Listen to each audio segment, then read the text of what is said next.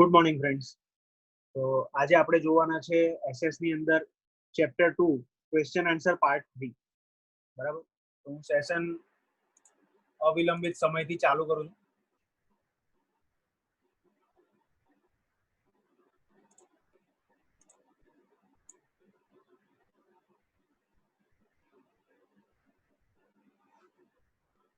તો મિત્રો, આપણો 31માં સવાલથી બાકી હતું કે દિલ્હી સલ્તનતના શાસનમાં સુલતાનનું શું સ્થાન હતું.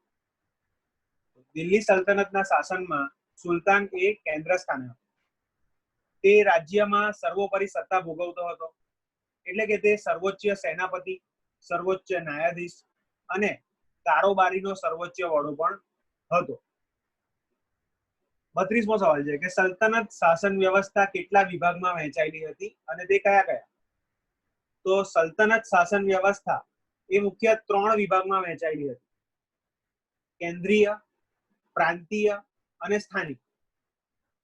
33મો સવાલ છે કે સુલતાનનો પ્રધાનમંત્રી શું કહેવાતો અને તે શાનો વડો હતો? તો સુલતાનનો પ્રધાનમંત્રી એ વજીર કહેવાતો. તે વહીવટ તંત્રનો વડો હતો.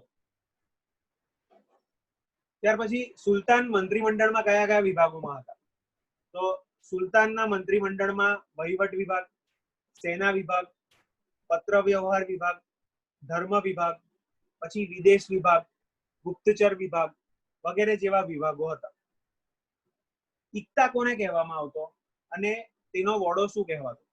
તો મિત્રો, ઇક્તા એ સલ્તનત કાળમાં પ્રાંતને જાગીરમાં વહેંચવામાં આવતો, જેને ઇક્તા કહેવામાં આવતો. ઇક્તાનો વડો એ ઇક્તેદાર કે મુક્તિ પણ કહેવામાં આવતો હતો. બરાબર. 36મો સવાલ છે કે પ્રાંતીય શાસનમાં ઇક્તેદારનું શું સ્થાન હતું? તેનું મુખ્ય કાર્ય શું હતું? તો પ્રાંતીય શાસનમાં ઇક્તેદાર એ પ્રાંતની કારોબારી અને ન્યાયતંત્રનો વડો હતો. તેનું મુખ્ય કાર્ય એ પ્રાંતનું જમીન મહેસૂલ એકઠું કરવાનું અને જરૂર પડે ત્યારે સુલતાનને લશ્કરી મદદ કરવાનું પણ હતું. 37મો સવાલ છે કે દિલ્હી સલ્તનત રાજ્ય વ્યવસ્થામાં સ્થાનિક શાસન કેવી રીતે ચાલતું હતું? તો દિલ્હી સલ્તનતની રાજ્ય વ્યવસ્થામાં સ્થાનિક કક્ષાએ જિલ્લા અને તાલુકા, જેને અનુક્રમે શીખ અને પરગણું કહેવામાં આવતા. એટલે કે જિલ્લાને શીખ અને તાલુકાને પરગણું એમ બોલવામાં આવતું. ગામનો વહીવટી ગ્રામ પંચાયત કરતો, જેનો વડો કે મુખી એટલે કે મુકદ્દમ કે મુખાદમ કહેવાતો. તેને પટવારી તથા કારકુન મદદ કરતા. ત્યારબાદ 38મો સવાલ છે કે દિલ્હી સલ્તનતની સ્થાપનાથી ભારતમાં કેવા સ્થાપત્યોની નિર્માણની શરૂઆત થઈ? તો દિલ્હી સલ્તનતની સ્થાપનાથી ભારતમાં ભારતીય ઇસ્લામિક શૈલીના સ્થાપત્યોના નિર્માણની શરૂઆત થઈ. કુતબુદ્દીન ઐબકે કયા સ્થાપત્યોનું નિર્માણ કરાવ્યું હતું? તો કુતબુદ્દીન ઐબકે દિલ્હીમાં કુવત ઉલ ઇસ્લામ અને અજમેરમાં ઢાઈ દિનકા ઝોપડા નામની 2 મસ્જિદો બંધાવી હતી. તેણે દિલ્હીમાં કુતુબ મિનાર નામના સૌથી ઊંચા મિનારાનું નિર્માણનું કામ શરૂ કરાવ્યું હતું, પરંતુ તેના સમયમાં તેનો એક જ માળ બાંધી શકાયો હતો. 40મો સવાલ છે કે ઇલ્તુમિશના સમયમાં કયા કયા સ્થાપત્યો બંધાયા હતા? તો ઇલ્તુમિશના સમયમાં હોજે શમ્મી ઈદગાહ અને જુમા મસ્જિદ નામના સ્થાપત્યો બંધાયા હતા. ત્યારબાદ 41મું છે કે અલાઉદ્દીન ખલજીએ કયા કયા સ્થાપત્યો બંધાવ્યા હતા? તો અલાઉદ્દીન ખલજીએ અલાઈ દરવાજો, સીરી કિલ્લો, સીરી નગર, હોજે ખાસ વગેરે જેવા સ્થાપત્યો બંધાવ્યા હતા. તુગલક શાસન દરમિયાન દિલ્હીમાં કઈ કઈ બાબતોનું નિર્માણ થયું હતું? તો તુગલક શાસન દરમિયાન, મિત્રો એક જ મિનિટ હા,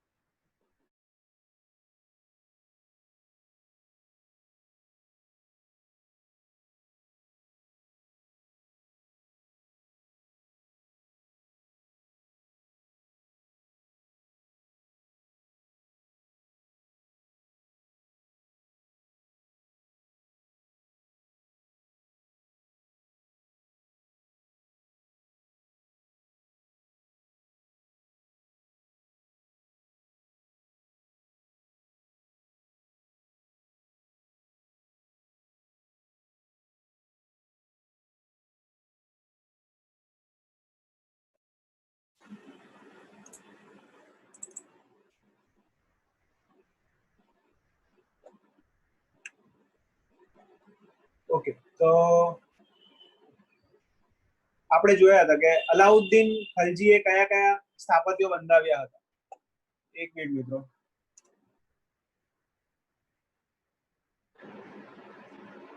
અલાઉદ્દીન ખલજીએ કયા કયા સ્થાપત્યો બંધાવ્યા હતા? તો અલાઉદ્દીન ખલજીએ અલાઈ દરવાજો, સિરી કિલ્લો, સિરી નગર, હોજે ખાસ વગેરે સ્થાપત્યો બંધાવ્યા હતા. ત્યારબાદ 42મું છે તુગલક શાસન દરમિયાન દિલ્હીમાં કઈ કઈ બાબતોનું નિર્માણ થયું હતું? તો તુગલક શાસન દરમિયાન દિલ્હીમાં અનેક કિલ્લાઓ, મસ્જિદો, તળાવો, મહેલો, સ્નાનાગારો, મકબરાઓ, પુલો, સરાઈઓ, બગીચાઓ વગેરેનું નિર્માણ થયું હતું. ત્યારબાદ 43મો સવાલ છે કે સૈયદ વંશ અને લોધી વંશ દરમિયાન કયા કયા સ્થાપત્યોનું નિર્માણ થયું? તો સૈયદ વંશ અને લોધી વંશ દરમિયાન મકબરાઓ અને મસ્જિદનું નિર્માણ થયું, જેમાં બંદે ખાનનો ગુંબજ, બડા ગુંબજ, મોટકી મસ્જિદ અને શાહબુદ્દીનનો મકબરો એ મુખ્ય હતા. 44મો સવાલ છે કે દિલ્હી સલ્તનતના પતન બાદ કયા કયા સ્વતંત્ર પ્રદેશો અસ્તિત્વમાં આવ્યા? તો દિલ્હી સલ્તનતના પતન બાદ ઉત્તર ભારત અને દક્ષિણ ભારતમાં અનેક સ્વતંત્ર પ્રદેશો અસ્તિત્વમાં આવ્યા, જેમાં વિજયનગર, બહમની, માળવા, મેવાડ, બંગાળ, જૌનપુર વગેરેનો સમાવેશ થાય છે. 45મો સવાલ કે વિજયનગર રાજ્યની સ્થાપના કોણે કરી? તો વિજયનગર રાજ્યની સ્થાપના એ હરિહર રાય અને બુક્કારાય નામના બે ભાઈઓએ કરી. વિજયનગરનું રાજ્ય ક્યારે અને ક્યાં સ્થપાયું? તો વિજયનગરનું રાજ્ય એ ઈસવીસન 1336માં તુંગભદ્રા નદીના દક્ષિણ કિનારે સ્થપાયું હતું. ત્યારબાદ 47મું છે કે વિજયનગર રાજ્યના શહેર વિજયનગરનું શરૂઆતનું નામ શું હતું? શા માટે? તો કે વિજયનગર રાજ્યના શહેર વિજયનગરનું શરૂઆતનું નામ એ વિદ્યાનગર હતું, કારણ કે હરિહર રાય અને બુક્કારાયે તેમના ગુરુ સ્વામી વિદ્યારણ્યના નામ પરથી વિજયનગરનું નામ વિદ્યાનગર રાખ્યું હતું. 48મું છે હરિહર રાય અને બુક્કારાય ક્યાં વંશના હતા? તો કે હરિહર રાય અને બુક્કારાય એ સંગમ વંશના હતા. 49મો સવાલ છે કે વિજયનગરના સામ્રાજ્યમાં કયા કયા વંશોએ શાસન કર્યું? તો વિજયનગરના સામ્રાજ્યમાં સંગમ વંશ, સાલુ વંશ, તુલુ વંશ અને અરવિંદુ વંશ વગેરે વંશોએ શાસન કર્યું હતું. કૃષ્ણદેવરાય કયા વંશના શ્રેષ્ઠ શાસક હતા? તો કૃષ્ણદેવરાય એ તુલુ વંશના શ્રેષ્ઠ શાસક હતા. કૃષ્ણદેવરાયે કયું ગૌરવ પ્રાપ્ત થયું હતું? તો કૃષ્ણદેવરાયને ભારતના એક મહાન શાસક બનવાનું ગૌરવ પ્રાપ્ત થયું હતું. કૃષ્ણદેવરાયે ખેતીવાડીને કેવી રીતે સમૃદ્ધ બનાવી હતી? તો કૃષ્ણદેવરાયે સિંચાઈ માટે તળાવો અને નહેરો બંધાવીને ખેતીવાડીને સમૃદ્ધ બનાવી હતી. 53મો સવાલ છે કે કૃષ્ણદેવરાયનો પ્રજાપ્રેમ કેવી રીતે મેળવ્યો? તો કૃષ્ણદેવરાયે રાજ્યમાંથી કેટલાક આરોગ્ય કરવેરા નાબૂદ કરાઈને પ્રજાનો પ્રેમ મેળવ્યો હતો. 54મો સવાલ કે કૃષ્ણદેવરાયે કયું નગર વસાવ્યું હતું? તેણે એ નગરને કેવી રીતે શણગાર્યું હતું?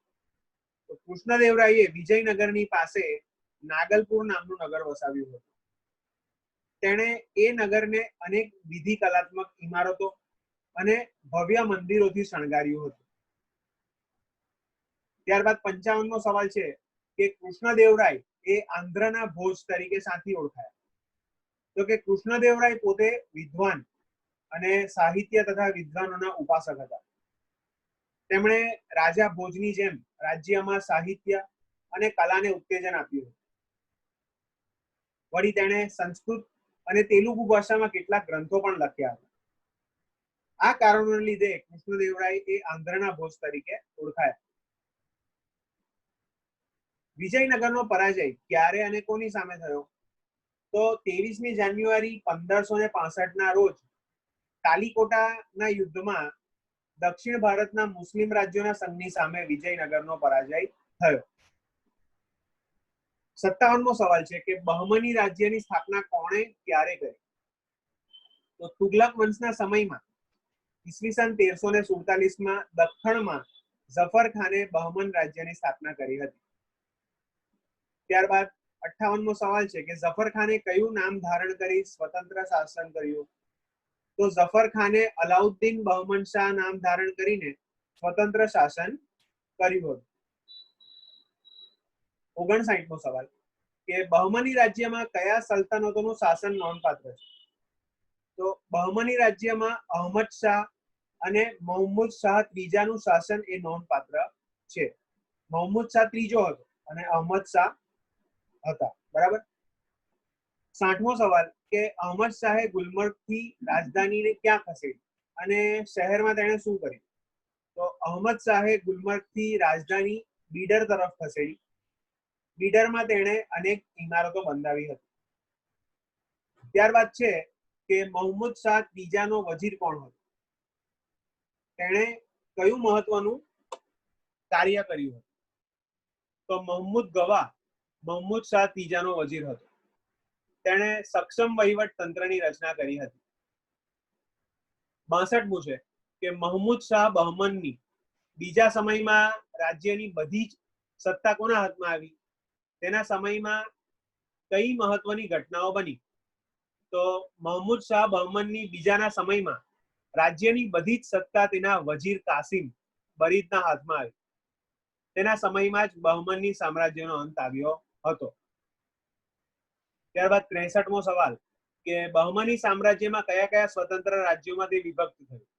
તો બહમની સામ્રાજ્ય એ બીજાપુર, અહમદનગર, ગોલકોન્ડા, બીડર અને બરાર જેવા 5 સ્વતંત્ર રાજ્યોમાં તે વિભક્ત થઈ ગયું હતું.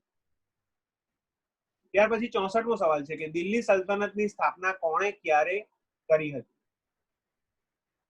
દિલ્હી સલ્તનતની સ્થાપના એ ઈસવીસન 1206 માં કુતબુદ્દીન ઐબકે કરી હતી.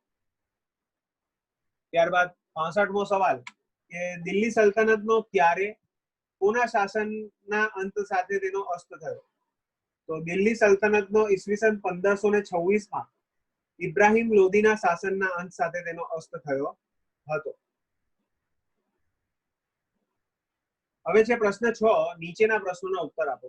એમાં પહેલું છે દિલ્હી સલ્તનતના સમયમાં રાજ્ય શાસન વ્યવસ્થા વિશે નોંધ લખો. તો દિલ્હી સલ્તનતના સમયની રાજ્ય વ્યવસ્થા કેવી હતી? તો કે વિશિષ્ટ પ્રકારની હતી. દિલ્હી સલ્તનતના શાસનમાં સુલતાનને કેન્દ્ર સ્થાન હતું. સુલતાન જે રાજ્યમાં સર્વોપરી સત્તા ભોગવતો હતો, એટલે કે તે સર્વોચ્ચ સેનાપતિ, સર્વોચ્ચ ન્યાયાધીશ અને કારોબારીનો સર્વોચ્ચ વડો હતો. સુલતાનને રાજ્ય વહીવટમાં મદદ કરવા માટે મંત્રીમંડળ પણ રાખ્યું હતું. મંત્રીમંડળના મંત્રીઓ અને પદાધિકારીઓની નિમણૂક એ સુલતાન પોતે કરતો. સલ્તનતની શાસન વ્યવસ્થાને મુખ્ય 3 વિભાગોમાં વહેંચાયેલી હતી: કેન્દ્રીય, પ્રાંતીય અને સ્થાનિક. તો આપણે સૌથી પહેલા જોઈએ એમાં કેન્દ્રીય શાસન, જે મંત્રીમંડળની સહાયથી સુલતાન રાજ્ય વહીવટ કરતો હતો. સુલતાનનો મુખ્યમંત્રીને વજીર કહેવાતો. તે વહીવટ તંત્રનો વડો હતો.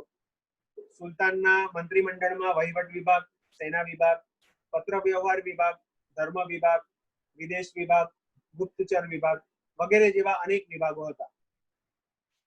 ત્યારબાદ બીજું છે પ્રાંતીય શાસન. તો સલ્તનત કાળમાં પ્રાંતને જાગીરમાં વહેંચવામાં આવતો, જેને ઇક્તા કહેવામાં આવતો.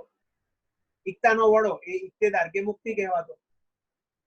ઇક્તેદાર એ પ્રાંતની કારોબારી અને ન્યાય તંત્રનો વડો હતો. તેનું મુખ્ય કાર્ય એ જમીન મહેસૂલ એકઠું કરવાનું અને જરૂર પડે ત્યારે સુલતાનને લશ્કરી મદદ કરવાનું હતું. જો કે અલાઉદ્દીન ખલજી અને મોહમ્મદ તુગલકના સમયમાં કેન્દ્રીય સૈન્યને મહત્વ આપીને ઇક્તેદારો પણ નિયંત્રણ મૂકવામાં આવ્યું હતું. અને છેલ્લું આવે છે સ્થાનિક શાસન. તો દિલ્હી સલ્તનતની રાજ્ય વ્યવસ્થામાં સ્થાનિક કક્ષાએ જિલ્લા અને તાલુકા હતા, જેને અનુક્રમે શીખ અને પરગણું કહેવામાં આવતા. જે આપણે ઓલરેડી ઉપર આ વસ્તુ જોઈ ગયા છે કે ગામનો વહીવટ એ ગ્રામ પંચાયત કરતી, જેનો વડો એ મુખી કે મુકદ્દમ એટલે કે મુકાદમ પણ કહેવાતો. તેમને પટવારી તથા કારકુન મદદ કરતા હતા. ઠીક છે. બીજો સવાલ છે કે બહમની રાજ્ય વિશેની માહિતી આપો. તો તુગલક વંશના સમયમાં દક્ષિણ ભારતમાં ઈસવીસન 1347 માં ઝફર ખાને બહમની રાજ્યની સ્થાપના કરી. ઝફર ખાને અલાઉદ્દીન બહમન શાહ નામના ધારણ કરીને બહમની રાજ્યનું સ્વતંત્રપણે શાસન કર્યું. તેણે નામ બદલી કાઢ્યું. તેણે ગુલમર્ગની બહમની રાજધાની બનાવીને રાજ્યમાં અનેક પ્રદેશોને સાથે જોડી દીધા. બહમની રાજ્યના શાસકો તરીકે અહમદ શાહ અને મહમૂદ શાહ ત્રીજાનું યોગદાન એ ખૂબ જ નોંધપાત્ર છે. સુલતાન અહમદ શાહે રાજધાનીનું ગુલમર્ગથી બીડર તરફ સ્થળાંતર કર્યું અને ત્યાં અનેક કલાત્મક ઇમારતો બંધાવી હતી. મહમૂદ ગવા મહમૂદ શાહ ત્રીજાનો વજીર હતો. તેણે વહીવટ તંત્રને સક્ષમ બનાવ્યું હતું. તેથી મહમૂદ શાહ ત્રીજાના સમયમાં બહમની સત્તા એ ખૂબ જ મજબૂત બની અને એ પછી મહમૂદ શાહ બહમનની બીજાના સમયમાં રાજ્યની બધી સત્તા તેના વજીર કાસમ ગીરદના હાથમાં આવી ગઈ. તેના સમયમાં બહમની સામ્રાજ્યનો અંત આવ્યો. પરિણામે સમગ્ર સામ્રાજ્ય એ બીજાપુર, અહમદનગર, ગોલકોંડા, બીડર અને બરાર એમ 5 સ્વતંત્ર રાજ્યની અંદર વિભક્ત થઈ ગયું. પ્રશ્ન 7 છે, પરિચય આપો. એમાં પહેલો છે ઇલ્તુમિશ. ઇલ્તુમિશ એ કુતબુદ્દીન ઐબકનો જમાઈ હતો. કુતબુદ્દીન ઐબકના અવસાન પછી તેણે દિલ્હીની ગાદીને સંભાળી હતી. ઇલ્તુમિશને ગુલામ વંશનો સાચો સ્થાપક માનવામાં આવે છે. તેણે કુતુબ મિનારનું અધૂરું કાર્ય સંપૂર્ણ કરાવ્યું હતું. તેણે દિલ્હી સલ્તનતને સર્વોપરી બનાવવા માટે ચહેલગાન એટલે કે 4 ગાનની 40 તુર્ક અમીરોના દળ સાથે રચના કરી હતી. તેણે સલ્તનતની રાજધાનીનું સ્થળાંતર લાહોરથી દિલ્હી કર્યું હતું. પોતાના પુત્રોમાંથી એક પણ પુત્ર સુલતાન બનવા યોગ્ય ન લાગવાના કારણે ઇલ્તુમિશે પોતાની સક્ષમ અને કાબિલ પુત્રી રઝિયાને પોતાના ઉત્તરાધિકારી તરીકે જાહેર કરી હતી. ત્યારબાદ આવે છે ઇલ્તુમિશની પુત્રી રઝિયા સુલતાના. તો રઝિયા સુલતાના એ ઇલ્તુમિશની કાબિલ પુત્રી હતી. ઇલ્તુમિશના અવસાનના થોડા સમય પછી તે દિલ્હીની ગાદીએ આવી હતી. રઝિયા એ દિલ્હી સલ્તનત દરમિયાન દિલ્હી ગાદી ઉપર બેસનાર સૌપ્રથમ મહિલા શાસક હતી. એ સમયમાં ઇતિહાસકાર મિનહાજ એ સિરાજે નોંધ્યું હતું કે રઝિયા સુલતાન તેના બધા ભાઈઓ કરતા શાસન માટે સૌથી વધુ કાબિલ અને સક્ષમ હતી. આમ છતાં તે એક સ્ત્રી હોવાથી શાસનકર્તા તરીકે સ્વીકારવામાં આવી ન હતી. રઝિયામાં કુશળ રાજકર્તા તરીકેના બધા જ ગુણો હતા. તે નીડર અને શૂરવીર હતી. તેણે સ્વબળે દિલ્હીના શાસન તંત્ર ઉપર અંકુશ મેળવ્યો હતો. એ સમયમાં દિલ્હીના દરબારમાં અમીર ઉમરાઓનું ખૂબ વર્ચસ્વ ચાલતું હતું. પોતાની ઉપર એક સ્ત્રી શાસન કરે તે આ રૂઢિચુસ્ત અમીરો ઉમરાઓ અપમાનજનક લાગતું હતું. આથી તેમણે રઝિયા પાસેથી સત્તા આંચકી લેવા તેની વિરુદ્ધ બળવાઓ શરૂ કરી દીધા. આમ અમીર ઉમરાઓની સત્તા લાલસાના કારણે રઝિયા સુલતાનના શાસનનો અંત આવી ગયો. ત્યારબાદ ત્રીજું આવે છે અલાઉદ્દીન ખલજી, કે ઈસવીસન 1295માં અલાઉદ્દીન ખલજી એ દિલ્હીની ગાદી આવ્યો. તે ઘણો મહત્વાકાંક્ષી હતો. તેણે ઉત્તર ભારત, ગુજરાત અને દક્ષિણ ભારત પર વિજય મેળવીને દિલ્હી સલ્તનતનો વિસ્તાર કર્યો હતો. તેણે દિલ્હીમાં વિશાળ સ્થાયી લશ્કરની રચના કરી. તેણે સૈન્યના ઘોડાઓ અને સૈનિકોને એક વિશિષ્ટ ઓળખ આપવા માટે અનુક્રમે દાગ અને ચહેરા નામની પદ્ધતિ શરૂઆત કરી. અલાઉદ્દીનને રાજ્યમાં ભાવ નિયમન, બજાર નિયંત્રણ અને સંગ્રહખોરી નિયમન જેવા વહીવટના સુધારાઓ પણ તેણે કર્યા હતા. ચોથી ટુકડો છે કે મોહમ્મદ બિન તુગલક. મોહમ્મદ બિન તુગલક એ તુગલક વંશનો પ્રતિભાશાળી સુલતાન હતો. તેણે પોતાના શાસન દરમિયાન કેટલીક યોજનાઓ અમલમાં મૂકી હતી. એ યોજનાઓમાં રાજધાનીનું દિલ્હીથી દૌલતાબાદ સ્થળાંતરને અનેક પ્રતિક મુદ્રા પ્રયોગો જેમ કે ચાંદીને બદલે તાંબાના સિક્કાઓનું ચલણ, આ 2 યોજનાઓ એ મુખ્ય બનાવવામાં આવી હતી. એ યોજનાઓમાં વ્યવહારિકતા નહોતી તેમજ તેનો તબક્કાવાર અને આયોજનબદ્ધ અમલ થતો ન હતો. તેથી આ યોજનાઓ નિષ્ફળ ગઈ. પરિણામે ઇતિહાસમાં એ યોજનાઓને તરંગી યોજનાઓ તરીકે ઓળખવામાં આવે છે. મોહમ્મદ બિન તુગલકના સમયમાં આફ્રિકન મુસાફર ઇબ્ન બતુતા એ ભારતની મુલાકાતે આવ્યો હતો. હવે હોટ પ્રશ્નોત્તર જોઈએ કે વિકલ્પો. દિલ્હી સલ્તનતના શાસકોના સમયકાળથી દ્રષ્ટિએ સાચો ક્રમ કયો છે? અહીંયા 4 અલગ અલગ ક્રમ આપ્યા છે, એમાં મિત્રો આ સાચો ક્રમ છે સી નંબરનો. ગુલામ વંશ, ખલજી વંશ, તુગલક વંશ, સૈયદ વંશ અને લોધી વંશ. ત્યારબાદ બીજું છે કોના શાસન બાદ દિલ્હીની ગાદી ઉપર સુલતાન અલાઉદ્દીન આવ્યો? તો એમાં જવાબ આવશે જલાલુદ્દીનના શાસન બાદ દિલ્હીની ગાદી ઉપર સુલતાન અલાઉદ્દીન આવ્યો. ત્રીજું છે આફ્રિકન મુસાફર ઇબ્ન બતુતા કોના સમયમાં ભારતની મુલાકાતે આવ્યો હતો? તો મોહમ્મદ તુગલકના સમયમાં ભારતની મુલાકાતે આવ્યો હતો. ત્યારબાદ ચોથું છે સલ્તનત કાળમાં સુલતાનનો પ્રધાનમંત્રી કયા નામથી ઓળખાતો? તો એમાં જવાબ આવશે તમારો વજીરના નામથી ઓળખાતો. પાંચમું છે અલાઉદ્દીન ખલજીએ કરેલા સુધારાઓમાં કયા એક સુધારાનો સમાવેશ થતો નથી? તો એમાં તમારો જવાબ આવશે ગ્રાહક સુરક્ષા નિયમનનો સમાવેશ થતો નથી. છઠ્ઠું છે ગુલામ વંશના સુલતાનોમાં કયા એક સુલતાનનો સમાવેશ થતો નથી? તો એમાં જલાલુદ્દીનનો સમાવેશ ગુલામ વંશના સુલતાનોમાં થતો નથી. પછી શાસક અને વંશ મુજબ નીચેનામાંથી કઈ એક જોડી ખોટી છે? તો એ અલાઉદ્દીન અને સૈયદ વંશ વાળી જોડી ખોટી છે. તો ફ્રેન્ડ્સ, આ સાથે આપણું ચેપ્ટર 2 આખું પૂરું થાય છે અને આઈ હોપ તમને આ ખ્યાલ આવ્યો હશે. તે છતાં તમે સ્ટેપ બાય સ્ટેપ વસ્તુઓને સમરી વાઇઝ વાંચવાનો પ્રયત્ન કરજો, કારણ કે ચેપ્ટર ઘણું મોટું છે. તો આ સાથે હું મારું સેશન કમ્પ્લીટ કરું છું. Thank you.